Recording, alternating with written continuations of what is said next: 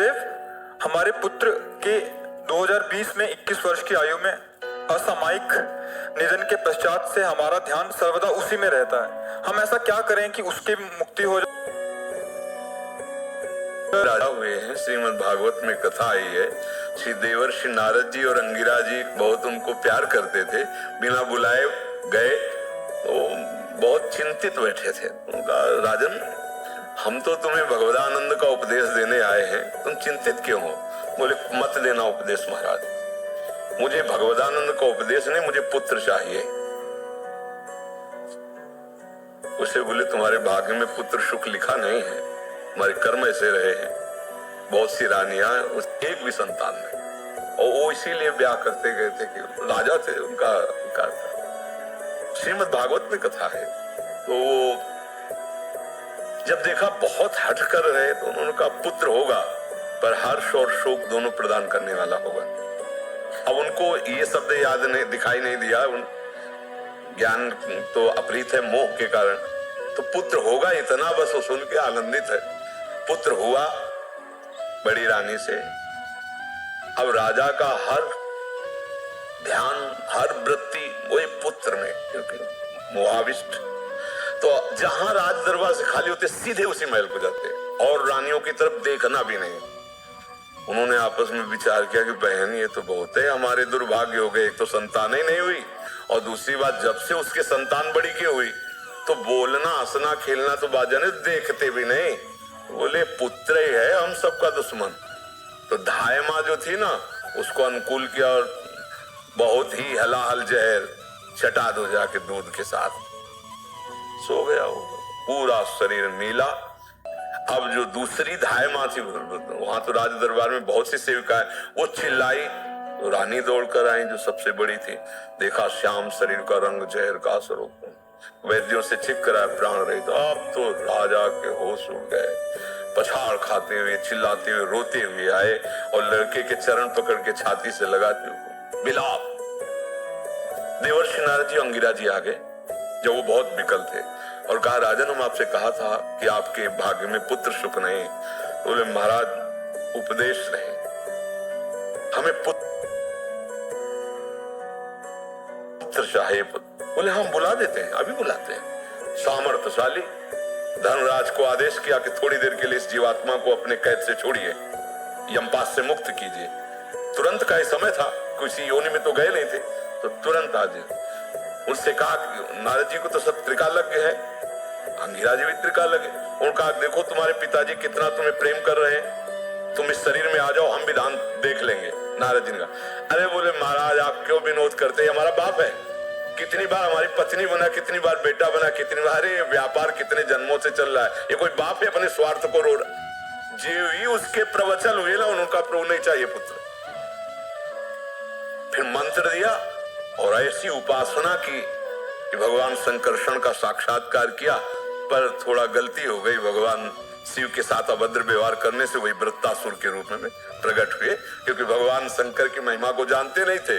भगवती अम्बा विराजमान थी और वो प्रवचन तब उन्होंने विमान पे चढ़े चढ़े आए थे।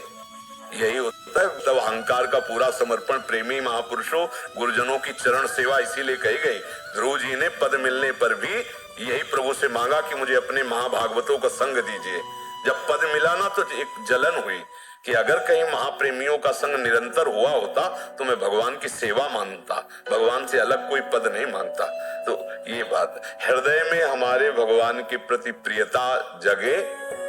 सत्संग सुनो, ना कोई किसी का पुत्र है, ना कोई किसी की पत्नी है, ना कोई किसी का पिता है, ना कोई किसी का पति है। ये थोड़ी देर के लिए माया के नाटक में हम आप स्त्री पुरुष का वेश धारण करके आए हैं, अपना काम बना लो। अगर चित्त वृत्ति मोहाविष्ट रहेगी तो जिस भगवत प्राप्ति के लिए भरत जी महाराज अपने राज्य, अपनी राजरानियों का त्याग करके आए, वही ममता थोड़ी सी हिरन में हो गई तो अगला जन्म हिरन का हो गया। हमारी तुम्हारी क्या दुर्दशा होगी जो ममता का जाल फैला हुआ है। इसलिए कोई किसी का पुत्र नहीं है।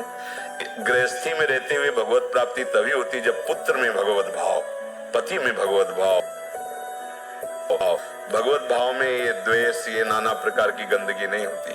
उसको सुख पहुंचाना होता है। अच्छा, जितने दिन नरसिंह मेहता का जब पुत्र अंतर्ध्यान में प्राण निकल गए तो करताल लेके नाचे। लोगों ने कहा कि मतलब रोना चाहिए? बोले रोए वो जो हरि का नाम, हम तो हरि के हैं, आए थे इतने दिन अपने स्वरूप की लीला के और चले गए, उनकी वस्तु वो अपना देखे, हमें तो और स्वतंत्रता हो गई, अब रात दिन भजन करेंगे, हमें कोई चिंता नहीं। आपने जैसे मुनीम है फैक्ट्री का, एक मालिक का स्वरूप समझो उसे मुनीम को स्वरूप, लेकिन वो मालिक नहीं है। और अगर मालिक बन बैठे तो दंड का अधिकारी हो जाएगा ना। तो तुम्हारा घर, तुम्हारा शरीर, तुम्हारे संबंधी, ये सब भगवान की रचना है कि तुम्हारी रचना है? भगवान की है ना। आपने क्या मान लिया? आप उस मायाधीश को भूलकर अपने को मायापति मान बैठे। आस्तिकता नष्ट हो जाएगी, ऐसी माया है। बहुत बहुत सावधान। केवल नाटक, जगन नाटक वैभवा, गोपाल शास्त्र नाम में भगवान, केवल ये मंच सजा है प्यारे, और आप भूल से खेलना चाह गए तो खेलने में उतर गए। खेलते खेलते ऐसे खेल में उतर गए कि तुम भूल ही गए कि हम रोल कर रहे हैं। रोल को सत्य मान लिया, स्वांग को सत्य मान लिया, फिर बंदी बना लिए जाओगे सत्य। स्वांग को स्वांग नहीं रहने दिया और सत्य में आ गए, राग द्वेष में, लड़ाई झगड़े में। तो क्या हुआ? कानून ने बंधन बना दिया। आप सत्य मान रहे हो ना, माया ने आपको बंधन में डाल दिया। अब कैसे जिए उस पुत्र के वियोग में? ए मुनीम थे, मालिक बन बैठे, इस बात का है। तुम्हें जो दुख हो रहा है वो इसी बात का हो रहा है। जितने समय के, ये सब सरकारी है भाई, कोई बंगला गाड़ी और सब बढ़िया व्यवस्था, बढ़िया खूब फूलों से सजा हुआ स्थान आपको दिया गया तो आसक्त मत हो, सरकारी आदमी हो। ये बंगला गाड़ी सरकारी, कभी भी बदल दे। फोन आया, आपका ट्रांसफर, अब कि हमारे गुलाब छूट रहे हैं, हमारा बगीचा छूट रहा है। तुम्हारा था ही नहीं यार, तुम तो सरकारी आदमी भेजे गए थे। तो ऐसे ही है, तुम्हें जो कुछ मिला ना, गाड़ी बंगला शरीर और संबंध, सब ये भगवान के द्वारा दिए गए हैं और भगवत प्राप्ति के लिए मिले हैं। भगवान से तो कोई मतलब नहीं रह गया। आप मालिक बन बैठे हो तो फिर भोगना पड़ेगा। इसी अज्ञान का दंड मिलता है। तिनकर काल रूप में भ्राता, भगवत विमुख के लिए भगवान ही काल स्वरूप है, दंड देने वाले बन जाते हैं। अभी तो समझ आ रही है बात, बड़ी सतत ये बात बनी रही। इसीलिए कहते हैं हर समय राधा राधा राधा राधा जपो। जब नाम चलेगा ना, नाम पारू दिवस निस, तो यह ज्ञान घुस ही नहीं पाएगा। ये काम क्रोध लोभ मोह परास्ती नहीं कर पाएंगे। हम नाम को भूल गए। भगवान का भजन, जब भगवान का भजन, हम नहीं कह रहे, शास्त्र में भी है। 9 योगेश्वरों में एक योगेश्वर जी कह रहे कि जैसे एक एक कवल पाने पर तुष्टि पुष्टि क्षुधा निवृत्ति होती है, ऐसे एक एक भजन, एक एक क्षण भजन करने पर राधा राधा राधा, संसार से वैराग्य, स्वरूप का ज्ञान और भगवान से प्रेम, तीनों एक साथ होते हैं। पर जैसे बहुत दिनों का भूखा आदमी एक कवल खवा के रोक दो तो उसको और जलन बढ़ेगी, आधा पेट तो होना चाहिए। तो ऐसे कम से कम 12 घंटा भगवत चिंतन, भगवत भजन होने लगे तो अभी आप देख लो, आपको आनंद की धारा का अनुभव होने लगेगा। तो अब भाई बिना भजन के तो मूर्खता ना धारण करे, सच्चे मार्ग में चले, जो दुख सुख आए उसको सह लो, राधा राधा राधा राधा, और यहाँ से मुक्त हो। कसाई वाड़े में हो, बार बार कहते, हजारों बार कहते, भागो यहाँ से, निकलो, ये काल नष्ट कर देगा। संपूर्ण काल प्रपंच जितना है काल के अधीन है। समय आने दो, ऐसे फाड़ के फेंक देगा। देखते नहीं, एक्सीडेंट हुआ, चिथड़ा उड़ गए रोड में, बोले चलती चलती गाड़ी में आग लग गई, निकल ही नहीं पाए, भस्म हो। ये सब क्या है? काल के अधीन हो। ये कसाई वाला है काल का, कोई न कोई गड़ासा का रूप लेकर आएगा और तुम्हें नष्ट कर देगा। एक जीवन की सीमा है, इसलिए राधा राधा राधा भागो, मुमुक्षुता जागृत करो, मुक्त होना चाहो इस संसार से। और भोगों का हिसाब मीठा आकर्षण है, इसलिए शोक की तो कोई गुंजाइश ही नहीं है। इसका नाम मृत्यु लोग, सब मरेंगे, हम तुम भी मरेंगे, इसका नाम ही मृत्यु लोग। तो क्या शोक करना यार, केवल तुम्हारा ही लड़का मरे या तुम ही को मरना हो? तो सब विचार करें बैठ के कि ऐसा अनर्थ नहीं होना चाहिए, इसको भी छूट मिल। भैया यहाँ भगवान भी अवतरित हुए तो अंतर्ध्यान की लीला की, प्रकट होने की लीला की तो अंतर्ध्यान की लीला की।